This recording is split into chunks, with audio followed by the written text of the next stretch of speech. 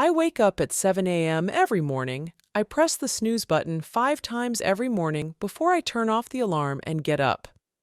I have a cup of coffee and make breakfast. I usually read the newspaper while I have breakfast. My children like to have a shower after they have breakfast, but I like to have a shower before I get dressed. My wife brushes her long hair, and I have short hair, so I comb my hair. How do you do your hair in the morning? After I have finished work, I go home to cook dinner. In my house, I usually make dinner.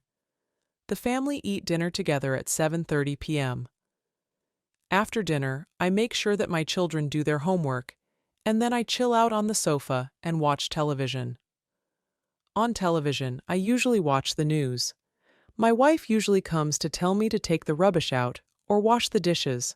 Our children feed the dog and the cat before they go to bed, and I tell them to go to the bathroom too. If I am sick, I have to take my medication, but then I get into my pajamas and set the alarm. So the last things I do is lock the door, turn off the lights, and go to bed.